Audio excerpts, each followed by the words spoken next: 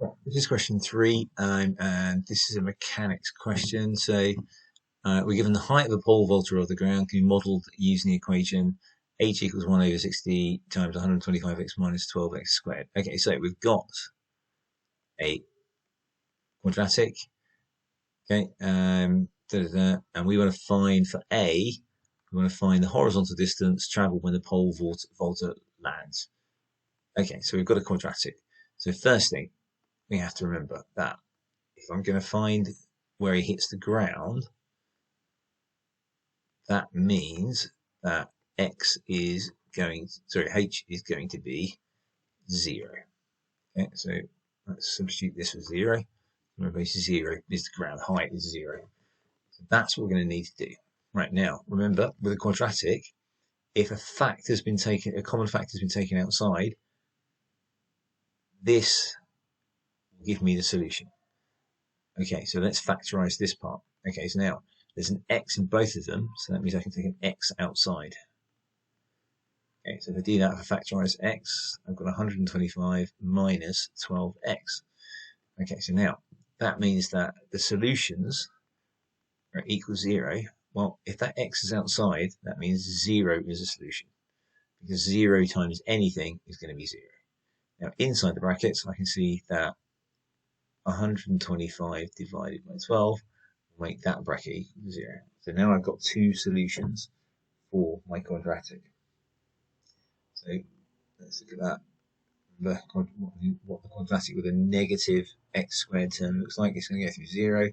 It's going to do that, and it's going to come back to the ground again. Okay, so that means that this point here is going to be this solution here. Okay, so what's the distance that he travels? Okay, he travels from here, from 0 to here, 125.12. Okay, so if we work out 125.12 as a decimal, okay, we get 10.42. So the distance is 10.42 meters. Okay, so that's A. Okay, now B. B says, given the pole vaulter is at its greatest height halfway between leaving the ground and landing, find the greatest height of the pole vaulter. Okay, so again, we're going to use the symmetry of a parabola. Okay, so that tells us basically at that point, he's going to be at his highest point, and that's halfway between our solutions or our roots. So if this is 10.42, that means that is where x equals 5.21 meters.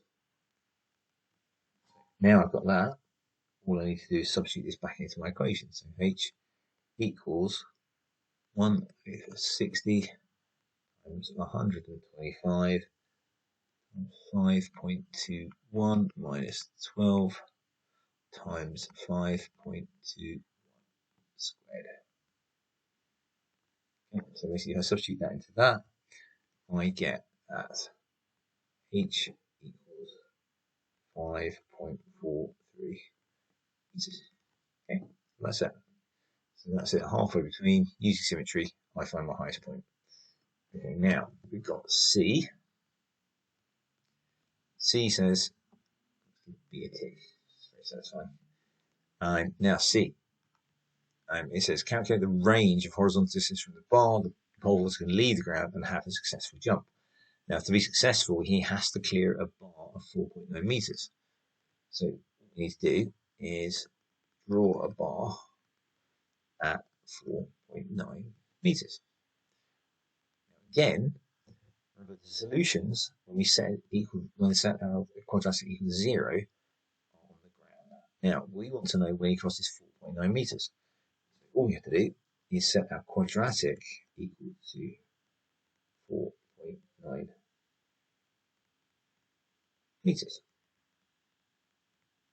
Okay, this will give me two solutions. It will give me the 2 points